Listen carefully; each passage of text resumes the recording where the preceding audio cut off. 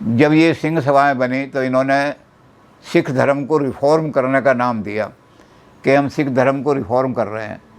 तो पहला काम उन्होंने जो किया वो ये किया कि जो हमारा हरमंदिर साहब है, उस हरमंदिर साहब में जो मूर्तियाँ लगी हुई थी, चित्र लगे हुए थे, उन चित्रों को वहाँ से हटा दिया। उन्होंने कहा कि हमारे सिख धर्म में मूर्ति पूजा वर्जित है। हमारे गुरु ने, आदि गुरु ने, सबसे पहले गुरु ने, गुरु नानक देव जी ने मूर्ति पूजा का बिल्कुल खंडन कर दिया है। जो अकाल है, जो सर्वव्यापक है, उसकी मूर्ति नहीं बनाई जा सकती, उसकी कोई मूर्ति नहीं बन सकती। इसलिए जो मूर्ति बनाते हैं वो उस अखंड का, उस सारे संसार में जो व्यापक है, उसका अपमान कर रहे हो। तो जैसा कल हमने कहा था कि ये बात हमारे यहाँ वेद में भी कही गई है। तुलसीदास जी की रामायण ही इससे शुरू होती है। ब्रह्म जो व्यापक विरुज अज अकल अनादि अभेद, सो की देह धर होय नर, जिन्हें न जाने वेद। वेद में अवतारवाद की बात नहीं है, तो इसलिए अवतार को मानना जो है वो ठीक नहीं है, सही नहीं है। तो इसलिए उन्होंने वो चित्र वहाँ से सारे हटा दिए। वो चित्र आज भी दुर्गाना साहब के मंदिर में ऐसे के ऐसे रखे हुए हैं, क्योंकि वो 1905 तक वहाँ लगे रहे थे उस हरमंदिर साहब में, इसलिए वो पवित्र हो गए थे उस मंदिर में रहने के कारण से। तो उनको फेंकना या तोड़ना ठीक नहीं था, तो दुर्गाना मंदिर में रख दिए। हमारे दसम ग्रंथ में भी कहीं मूर्ति पूजा की बात नहीं है, कोई विवाद की बात नहीं। फिर दूसरा काम उन्होंने किया कि पहले जितने गुरुद्वारे थे, उन गुरुद्वारों के ऊपर जो आदमी शासन करता था वो महंत लोग थे। इन्होंने महंतों को हटा करके वहाँ जत्थेदार लगा दिए। महंतों से मुक्त कराने का बहुत बड़ा काम माना जाता है, उसको सिख रिफॉर्म मूवमेंट कहा जाता है कि महंतों के चंगुल से गुरुद्वारों को छुड़ाओ और वहाँ अपने जत्थेदार बिठाओ। दसम ग्रंथ में इस पर भी कोई विवाद नहीं है। जब तीसरी बात आई तो तीसरी बात ये हुई कि दसम ग्रंथ जो है, इसको आदि ग्रंथ के साथ इसका पाठ नहीं करना चाहिए। अब यहाँ से विवाद खड़ा हुआ। जो लोग ऐसे थे जो पुरातन परंपरा के मानने वाले थे, पुरातन परंपरा वालों ने कहा कि जिस गुरु ने खालसा पंथ दे करके और सिखिज्म को पूरा कर दिया, जिसने अमृतधारी सिख को ही सिख माना और दूसरे को सिख नहीं माना, उस गुरु की वाणी अगर हटा दोगे तो फिर सिख धर्म में क्या रह जाएगा? ना अमृत छकने की बात रहेगी, ना 5 चिन्हों की बात रहेगी, ना खालसा नाम रहेगा इसका। इसलिए हमारी जो मर्यादा है, हमारा जो निवेदन है वो ये है कि जिस गुरु की वाणी ने सिख धर्म को परफेक्ट किया है, उसकी वाणी को भी गुरुद्वारों के अंदर रहने दो। ये उन्होंने पहली दलील तो जनरल, इसको कह सकते हैं जनरल अपील, ये जनरल अपील तो इन्होंने की कि जिस गुरु के नाम से आज सारा सिखिज्म खड़ा हुआ है और आज का सिख उसी पर खड़ा हुआ है, उनकी वाणी पर, उनकी वाणी को, उनके ग्रंथ को भी रहने दो, उसको ना हटाओ। जो हटाने वाले थे फिर उन्होंने कई आर्गूमेंट दिए। उन्होंने कहा कि इस ग्रंथ के अंदर सबसे बड़ी खराबी क्या है कि इसमें अवतारवाद की बात कही गई है।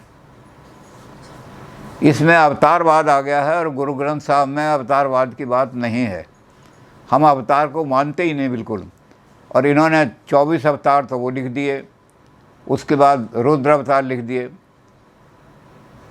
तो जो इसके इनके समर्थक थे दसम ग्रंथ के, बहुत सारे लोग थे, बहुत सारे नाम हैं। दसम ग्रंथ के जो समर्थक थे उन्होंने कहा कि ये अवतार का नाम इसलिए नहीं आया कि हम अवतारों में विश्वास करते हैं, ये इसलिए आया, उन्होंने सारी हिस्ट्री, सारे संसार की का इतिहास में दिया कि जब किसी राष्ट्र का पतन हो जाता है, जब किसी कौम का मॉरल पतन हो जाता है, नैतिक पतन हो जाता है, तो वो कौम खड़ी नहीं रह सकती। इमोरलिटी पर, कोई पाप पर कोई भी समाज आज तक खड़ा नहीं हुआ। जिसकी इथिकल नींव हिल गई वो समाज ही नष्ट हो जाते हैं। तो उस इथिकल नींव को लाने के लिए क्या करें? तो उन्होंने कहा जैसे यूरोप में रेनेसा हुआ था, जागरण आंदोलन, यूरोप के जागरण आंदोलन ने यूरोप को बचा लिया, नहीं तो आज यूरोप नष्ट हो गया होता। तो उस जागरण आंदोलन में लोगों ने क्या किया था कि वैल्यूज़ जीवन मूल्य लाने के लिए वो प्राचीन काल में गए। कहाँ गए? यूनान में गए। और यूनान में से उन्होंने अरस्तु, सुकरात, प्लेटो इनको खोजना शुरू किया। ये आदर्श बन के मानवता के जो थे शुरू से ही, उनको खोज करके वो लाए और उनके आधार पर उन्होंने जब निर्माण किया तो सारा यूरोप जाग गया। तो रहने के लिए हमें ऐसे आदर्शों की आवश्यकता पड़ती है, जिन आदर्शों के चारों तरफ समाज ने ऐसे आदर्श व्यक्ति लाओ, ऐसे आदर्श पुरुष लाओ, जिनके आधार पर मॉरली गिरा हुआ समाज जो है उसको खड़ा करते। वो आदर्श पुरुष कहाँ से लाते? ऐसे आदर्श पुरुषों को खोज शुरू हुई। तो दशमेश गुरु ने ये सोचा कि अगर जाति को, मरी हुई जाति को, जो बिल्कुल नैतिक पतन हो गया जिनका, जो गुलामी को ही अपना भाग्य मानने लगे हैं, ऐसे ही गुरु गोविंद सिंह ने प्राचीन आदर्श खोजे और उनको प्राचीन आदर्शों में राम मिले, कृष्ण मिले, परशुराम मिले, ये सारे मिले। तो वो उनके वर्णन में कहीं अवतारवाद में विश्वास नहीं करते, केवल उनको इसलिए लाए कि प्राचीन आदर्शों से ही, प्राचीन आदर्श पुरुषों से ही, जिनके चारों तरफ सारी भारतीय संस्कृति खड़ी हुई है, उन आदर्शों को लेकर के ही हम समाज को जगा सकते हैं। अगर समाज को जगाना है, सारे समाज को जगाना है, तो हमें आदर्श खोजने पड़ेंगे प्राचीन काल की परंपराओं में। तो वो प्राचीन परंपराओं में, और उन्होंने वो आदर्श खोजे जिन आदर्शों से शक्ति प्राप्त हो सके, ऐसे आदर्श जो मरी हुई जाति को जगा सकें।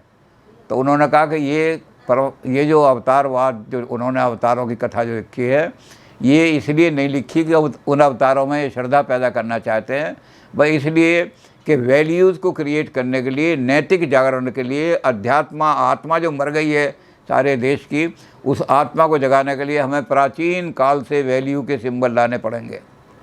और वैल्यू सिंबल लेकर के गुरु गोविंद सिंह जी आए। उनकी अवतारवाद में कोई श्रद्धा नहीं है। ये जो अवतारों की कथा लिखी है, ये अवतारवाद की श्रद्धा के लिए नहीं लिखी, बल्कि आदर्श स्थापित करने के लिए, कि इन आदर्शों का नाम लेकर के, प्राचीन आदर्शों का नाम लेके, रुद्र, भगवान शंकर का रुद्र रूप है, और उस रुद्र रूप में यह है कि उन्होंने ऐसा संहार कर दिया जो बड़ी बड़ी शक्तियाँ थी उनको। तो हम उस आदर्श को सामने रख के देश को कहेंगे कि तुम अपने आप इन्फीरियोरिटी फील मत करो इनके सामने। गीता में भी यही कहा है, क्षुद्रम हृदय दौर्बल्यम त्यक्ता उत्तिष्ठ परंपरा। अर्जुन, तेरे अंदर हर तरह की शक्ति है, तेरे अंदर इतनी शक्ति है, अगर खड़ा हो जाए तो परम तप, शत्रुओं को तप कर सकता है, तो उनको भून सकता है, जला सकता है, नष्ट कर सकता है। लेकिन तेरे अंदर हृदय में दुर्बलता आ गई है, और इस दुर्बलता के कारण से तू शूद्र, इन्फीरियर बन गया, इन्फीरियोरिटी कम्प्लेक्स। तो जब तेरे हृदय में से दुर्बलता निकल जाएगी तो इन्फीरियोरिटी कम्प्लेक्स दूर हो जाएगा और तू खड़ा हो जाएगा गांडीव उठा करके। गीता में यही कहा। जब यूरोप में सारा यही उन्होंने किया कि यूनान से लाओ सारे के सारे खोज करके, तो भारत में भी गुरु गोविंद सिंह ने यही किया कि जब आदर्श खोज करके समाज के सामने रखने हैं तो सारा प्राचीन इतिहास को खंगोलना पड़ेगा, और जो प्राचीन पुरुष हमारे आदर्श रहे हैं समाज के, उन्हीं को ला करके भारत में रहने दें। नव जागरण, मरे हुए देश को जगाना है तो नव जागरण करने के लिए हमें वैल्यू सिंबल लानी पड़ेंगी। तो जो दशम ग्रंथ के समर्थक थे, उन्होंने कहा कि ये अवतारवाद में कोई उनकी श्रद्धा नहीं है गुरु गोविंद सिंह जी की। ये अवतारों का वर्णन उन्होंने इस तरह से किया है कि हमें कहीं से प्राचीन वैल्यू सिंबल मिल जाएं, जिसके आधार पर हम सारे देश को के अंदर जीवन भर सकें, वैल्यूज़ भर सकें। तो उन्होंने एक ये भी आर्गूमेंट दिया।